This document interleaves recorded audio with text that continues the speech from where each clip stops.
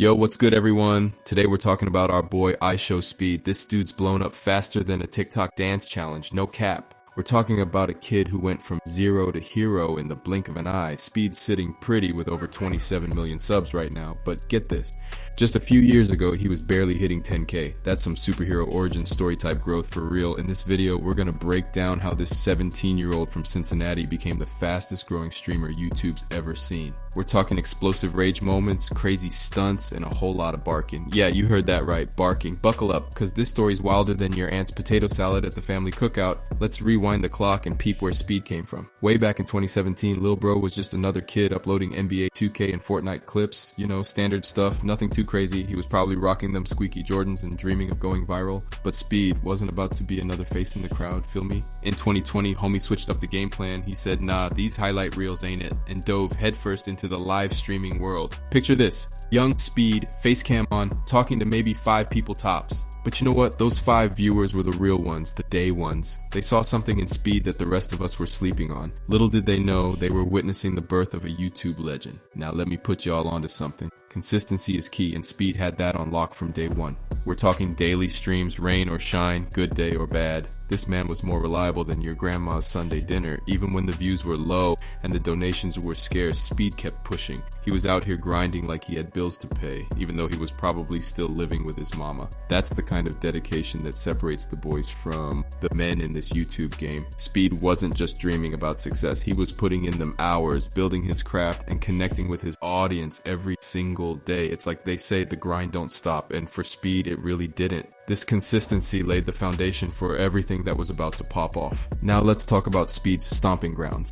The NBA 2K community. This ain't just a game, it's a whole culture, you feel me? Speed found his tribe in this digital basketball world. He was out here catching bodies on the virtual court and catching feelings in the chat. The 2K community is known for being rowdy, competitive, and straight up wild sometimes. It's like the online version of playground basketball where trash talk is an art form. Speed fit right in, matching that energy and then some. He wasn't just playing the game, he was becoming part of its fabric. The community shaped Speed's early content style, teaching him how to entertain, how to clap back, and how to keep viewers on the edge of their seats. It was like a boot camp for his future YouTube domination. Alright, now we're getting to the juicy part, Speed's infamous rage moments. Look, we've all seen gamers get tilted, but Speed took it to a whole new level. We're talking controller throwing, screen screaming, voice cracking rage that had people rolling on the floor laughing. These moments became Speed's trademark, his secret sauce. It wasn't just about losing a game, it was a whole performance. Speed would go from 0 to 100 real quick, and the chat loved every second of it. These rage moments were like lightning in a bottle, unexpected, powerful, and impossible to look away from.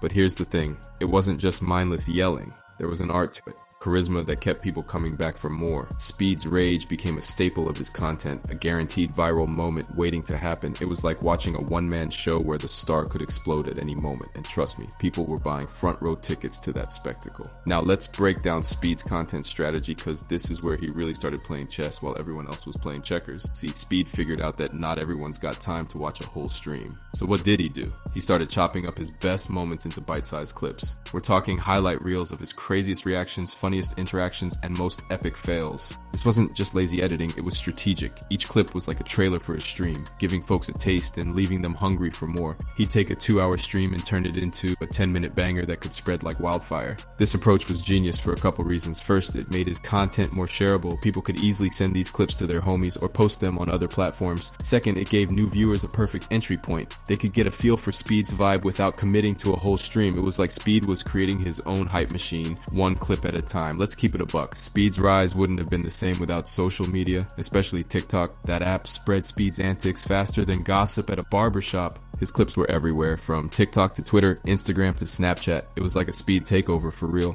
People who'd never even heard of Twitch were suddenly quoting Speed, trying to mimic his voice or doing his signature bark. This cross-platform exposure was like rocket fuel for his channel. Every viral clip was basically a free ad, bringing curious viewers back to his YouTube. It created this snowball effect, you feel me? The more viral he went, the more people checked out his streams, which led to more crazy moments, which then went viral again. It was a cycle of pure growth, and Speed was riding that wave like a pro surfer. Social media turned Speed from a YouTuber into a full-blown internet phenomenon. Now let's talk about Speed's relationship with his chat, cause that's where the real magic happens. Speed didn't just stream, he put on a whole show with his viewers. He'd be roasting, joking, and wilding out with his chat like they were all hanging out in his living room. This wasn't no one-way street. Speed made sure his viewers felt like they were part of the action. He'd react to their comments, take their suggestions, and sometimes even let them dictate what he did next. It was like a choose-your-own-adventure book, but way more lit. But let's keep it 100. It wasn't all sunshine and rainbows. With a chat that big and wild, things could get toxic real quick. Speed had to deal with trolls, haters, and folks just trying to get a rise out of him. Sometimes he'd clap back, sometimes he'd ignore it, but it was always a balance. This back and forth with the chat, both good and bad, became a core part of Speed's content. It kept things unpredictable, entertaining, and most importantly, it made viewers feel like they were part of something bigger than just a stream. Alright, so Speed started off in the 2K world, but homie wasn't about to be a one-trick pony. Nah, he knew he had to switch it up to keep things fresh. So what did he do?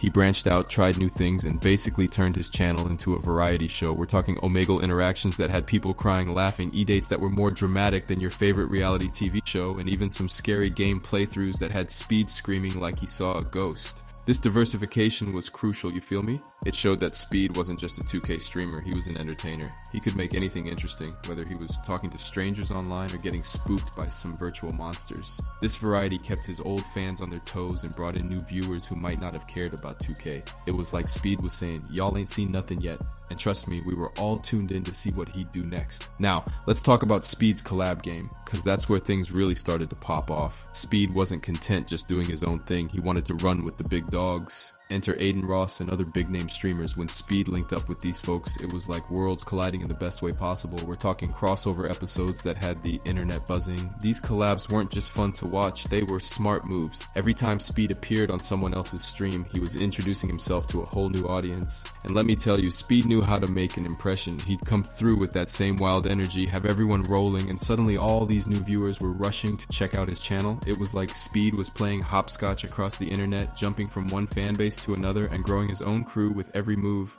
These collabs showed that Speed could hang with the best of them, and it solidified his spot in the streaming world. Now, hold up, cause we gotta talk about Speed's unexpected pivot into the music game. Just when we thought we had Speed figured out, he hit us with a whole new side of himself. Dropping tracks like Shake and World Cup, Speed proved he wasn't just a one-lane kind of guy, and let me tell you, these weren't no joke tracks. Speed came through with real heat, getting millions of views and streams. It was like watching a basketball player suddenly start dropping hit singles. Unexpected, but kind of fire. This move into music did a couple things for Speed. First, it showed his versatility. Dude wasn't just a streamer, he was a whole entertainer. Second, it brought in a whole new audience. Suddenly, people who might not have cared about his streams were bumping his tracks. It was a smart play, expanding his brand beyond just YouTube and Twitch. Whether you love it or hate it, you gotta admit, Speed's music career added a whole new dimension to his internet persona. Alright, let's keep it 100. Speed's rise hasn't been without its rough patches. His content walks a fine line and sometimes he's stepped over it. We've seen moments where his jokes went too far, where his rage seemed a little too real,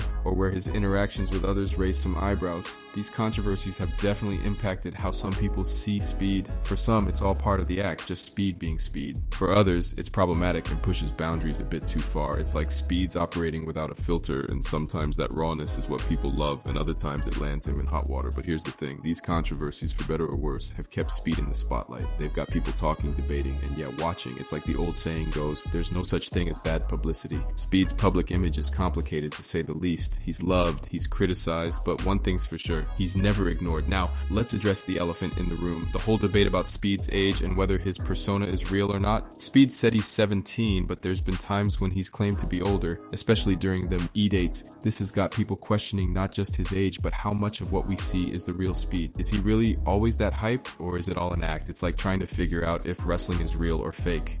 At some point, does it even matter? This blurred line between Speed's online character and his real self is part of what makes him so intriguing. People tune in partly because they never know if they're gonna get the real Speed or the stream Speed. It's like he's both a person and a character at the same time. This debate about his authenticity adds another layer to the Speed phenomenon. It keeps people guessing, analyzing, and coming back to try and figure out the real truth. Let's talk about the elephant in the room. Can Speed keep this up? His high energy, often confrontational style is what made him blow up, but it's gotta be exhausting, right? It's like he's always turned up to 11, always ready to pop off. That's cool for now, but what about in a year, 5 years? We've seen other content creators burn out trying to maintain a certain image or persona. It's like trying to play a character 24/7. At some point, the mask starts to slip. Speed's walking a tightrope between keeping his content exciting and not burning himself out. Plus, as he gets older, will his audience still vibe with the same antics? It's a challenge many young stars face. Growing up in the public eye ain't easy. Speed's gonna have to figure out how to evolve his content and his persona as he matures without losing what made him popular in the first place. It's a delicate balance, and only time will tell if Speed can pull it off. Alright, let's wrap this up. Speed's rise has been nothing short of explosive. We're talking about a kid who went from unknown to unmissable in the blink of an eye. His mix of raw energy, unfiltered reactions, and non-stop entertainment has created a perfect storm of viral content. Speed tapped into something that resonated with millions of viewers, turning everyday gaming streams into must-see events. But the real question is, what's next? Can Speed keep up this momentum? Will he evolve his content as he grows older? Or will he double down on what's made him famous so far? One thing's for sure, the internet moves fast and staying on top is harder than getting there. Speed's shown he's got the hustle and the charisma to make it big. Now, he's got to prove he's got the staying power to remain at the top. Whatever happens, Speed's already left his mark on the streaming world. He's rewritten the rules on what it means to be a content creator in the digital age. Love him or hate him, you can't deny the impact he's had. So what do y'all think? Is Speed here to stay, or is he just a shooting star in the vast internet sky? Drop your thoughts in the comments below, and don't forget to like and subscribe for more content breakdowns.